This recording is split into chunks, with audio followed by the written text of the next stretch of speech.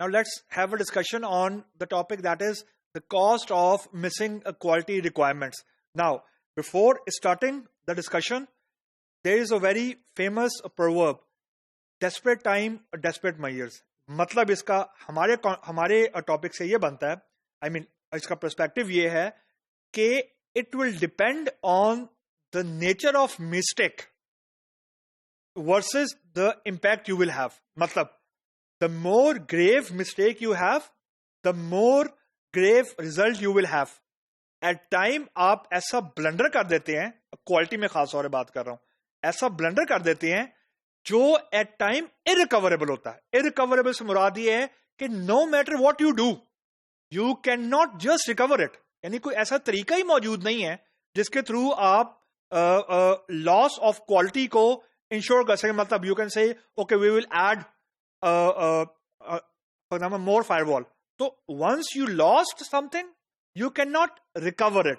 सो जब हम ये जज कर रहे हैं कि जो क्वालिटी मिस हुई है उसकी कॉस्ट क्या है, ये आप डायरेक्टली इन वन गो नहीं मेजर कर सकते. इसको हम लोग बोलते हैं what we do impact analysis. Impact analysis ये होता है कि first we try to identify कि what went wrong, number one. Number two, most importantly, कि जहां पे कोई चीज गड़बड़ हुई है उसके प्रायोरिटी लेवल क्या था.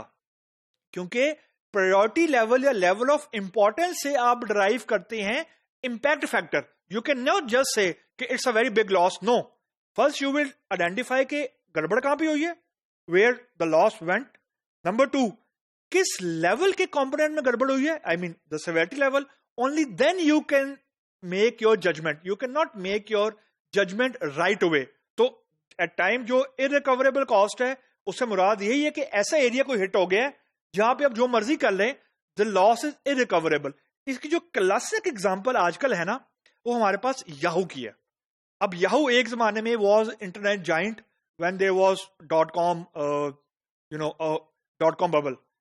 अब याहू पिछले दिनों वेराइजन एक टेलीकॉम कंपनी है, उन्होंने इसको परचेज किया है 2.4 बिलियन डॉलर्स में. They have this deal. This was like, I guess, 6 months back.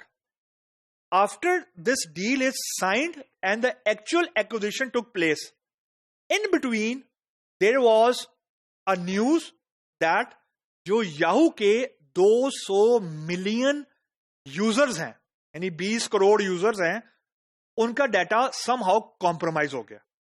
Compromise से मुराद ये है कि there is some sort of hacking which went either within these 6 months or before 6 months. उसकी कोई इन्होंने अभी इसका जो टाइम फ्रेम है वो नहीं बताया, लेकिन what they confirm is कि डाटा ब्रीच हुई है. 200 million email accounts are being infected और दे आर हाईजैक्ड और दे आर हैक. अब इसका इफेक्ट क्या हुआ है? इफेक्ट ये हुआ है, same company Yahoo, same company Verizon, they have reduced their bid from 2.4 billion by 350 million dollar. यानी उन्होंने 35 करोड़ अमाउंट कम कर दी है. उन्होंने कहा जी कि since your infrastructure is not that much secure कि आप अपने यूजर के डाटा को प्रोटेक्ट कर सकें, so we are not going to pay you the amount which we have agree to. तो बेसिकली अगर हम देखें उनकी 2.4 बिलियन डॉलर की जो डील है, एक्चुअली तकरीबन 2 बिलियन डॉलर के ऊपर आ गई है.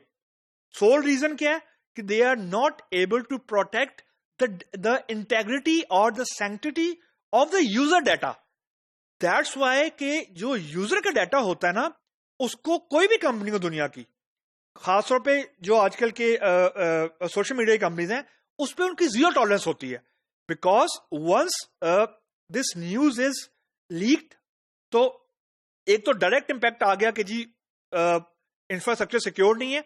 दूसरा जो बहुत सीरियस क्वेश्चन रेज होता है ना कि what are the hidden things which are not yet surfaced, because there are some covered loop holes जो कि इस तरह की डील्स के वक्त कवर कर लिए जाते हैं. And once the acquisition is done, then जिसने खरीदा होता है उसको पता लगता है एक्चुअली कि गड़बड़ क्या है. तो the point which I am trying to establish is कि जो कॉस्ट, अब ये जो कॉस्ट है $350 मिलियन की, अभी इरिकवरेबल है. Nobody is going to pay for it for Yahoo. तो याहू को एज अ कंपनी, जो भी उनके ओनर्स है, उनको तो एक्चुअली ये नुकसान हो गया एक बार ना, जो कि mainly due to infrastructure reason की वजह से हुआ.